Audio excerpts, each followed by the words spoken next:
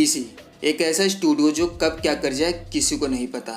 यह ऐसा स्टूडियो है जो कभी भी ऑडियंस को शॉक दे सकता है और कभी भी एक्साइट कर सकता है। हाल ही में डीसी के डायरेक्टर जेम्स गन ने हेनरी कैविल यानी हमारे रिस्पेक्टेड सुपरमैन को डीसी एक्सटेंडेड यूनिवर्स यानी DCEU से फायर कर दिया। इसको लेकर ऑडियंस काफी एंग्री थी, पर डीसी ने इस एंगर को कम करने के लिए द फ्लैश का ट्रेलर लॉन्च कर दिया है। फाइनली इतने लंबे टाइम के वेट के बाद हमें द फ्लैश का ट्रेलर मिल चुका है और यकीन मानिए यह बहुत ही नेक्स्ट लेवल है और इस वीडियो में हम इसी ट्रेलर का ब्रेकडाउन करेंगे। तो सबसे पहले मैं आपको बता दूं कि द फ्लैश की story justice league Snyder cut के बाद की है, जब फ्लैश अर्थ को मदर बॉक्स के इम्पैक्ट से सेव करने के लिए टाइम ट्रैवल करके टाइम को रिवर्स करता है और स्टेपनवुल्फ को डिफीट करता है। फ्लैश के टाइम ट्रैवल करने की वजह से अर्थ के टाइम में कुछ प्रॉब्लम आ गई है और शायद से यह प्रॉब्लम मल्टीवर्स तक भी पहुंच गई है। तो इस ट्रेलर की शुरुआत होती है एक घर से जिसके सामने फ्लैश खड़ा है और वह काफी सैड है और यह वह घर है जिसमें बैरी का चाइल्डहुड बीता है और वह अपनी मॉम की वजह से सैड है क्योंकि फ्लैश ने जो टाइम को रिवर्स किया मे बी उसका इम्पैक्ट उसकी मॉम पर भी हुआ है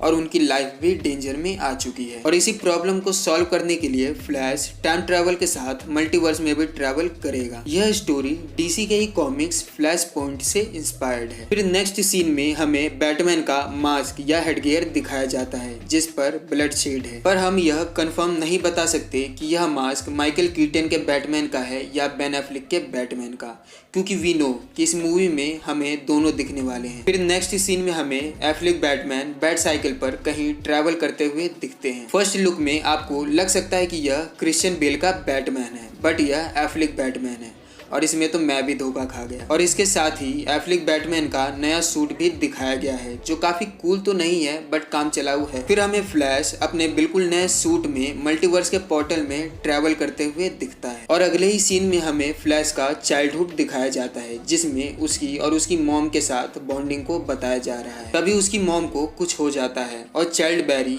यह देखकर घर से बाहर चला जाता है। यह सब फ्लैश टाइम में पीछे आकर अपनी आंखों से देख रहा था। एक थ्योरी यह भी कहती है कि फ्लैश ने अपनी मॉम को अपने चाइल्डहुड में ही खो दिया था जिसका जिम्मेदार वह खुद को मानता है और इस वजह से वह टाइम ट्रैवल करके अपनी मॉम को सेव करने आया है, बट यह सिर्फ एक थ्योरी है। फिर नेक्स्ट सीन में हमें दो बैरी आइलैंड दिखते हैं जिसमें से एक प्रेजेंट का बैरी है और एक पास्ट का। फैंस को समझने में ज्यादा प्रॉब्लम ना हो इसलिए डीसी ने पास्ट के बैरी के बाल लंबे कर दिए।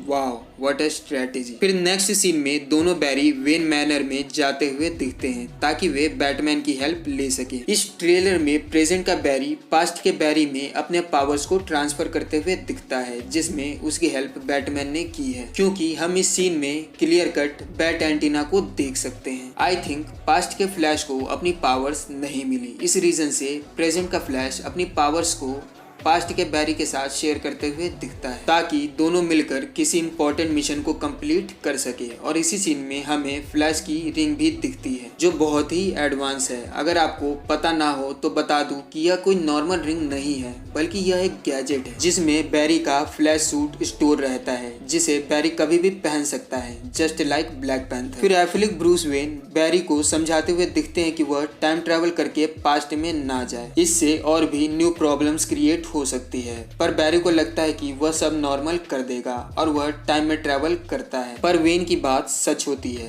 फ्लैश के टाइम ट्रैवल करने की वजह से मल्टीवर्स में और भी प्रॉब्लम्स क्रिएट हो जाती है और शॉक हमें तब लगता है जब हम जनरल जॉर्ड को देखते हैं। वी नो कि जनरल जॉर्ड की डेथ मैन ऑफ स्टील में सुपरमैन के हाथों हो चुकी है, बट यह जॉर्ड किसी और टाइमलाइन से है और यह भी अर्थ को डिस्ट्रॉय करके उस पर क्रिप्टॉन को दोबारा क्रिएट करने का ड्रीम रखता है और वह अर्थ को डिस्ट्रॉय करना शुरू कर देता है। एंड बैकग्राउंड में बैरी कहता है कि हमने पूरे यूनिवर्स को डिस्ट्रॉय कर दिया है। तभी नेक्स्ट सीन में हमें बैटकेव की झलक मिलती है और यह बैटकेव एफ्लेक के बैटमैन की तरह नहीं होती। एंड देन उसी बैटकेव में एंट्री होती है माइकल कीटन के बैटमैन की, जिसे देखकर दोनों बैरी हिल जाते हैं। एंड बाय गॉड यह सीन देखकर गूज़बम्स आ गए थे। तभी हमें मिलता है बैटमैन का iconic dialogue, I am Batman. And Keaton के बैटमैन का एक आइकॉनिक फाइट सीन। तभी कुछ ऐसा होता है जिसका हम फैंस ने एक्सपेक्ट नहीं किया था, सुपर गर्ल की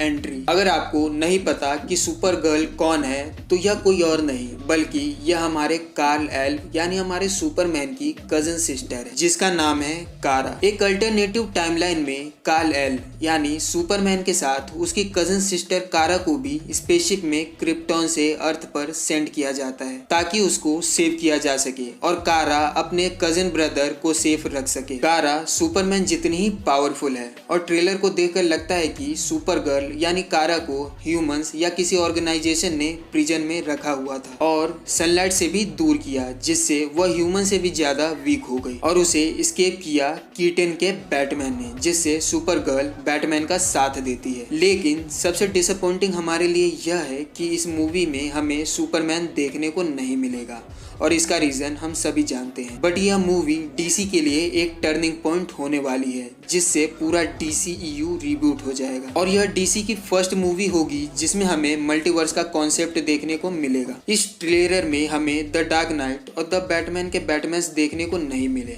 बट मे बी यह मूवी में पॉसिबल हो जाए। इस मूवी से डीसी का पूरा फ्यूचर डिपेंड करता है और यह भी हो सकता है कि इस मूवी से कुछ new and powerful villains introduce किए जाए जो डीसी को एक नई ऊंचाई तक ले जाए। ओवरऑल ट्रेलर काफी एंगेजिंग था। तो यार बस इस वीडियो में इतना ही। अगर आपको यह वीडियो पसंद आया हो तो इस वीडियो को लाइक कर दीजिए, अपने फ्रेंड्स के साथ शेयर कर दीजिए। मैं आपके लिए ऐसी वीडियोस लाता रहूंगा, तो चैनल को सब्सक्राइब कर दीजिए। मैं मिलूंगा आपसे नेक्स्ट वीडियो में, तब तक के लिए गुड बाय।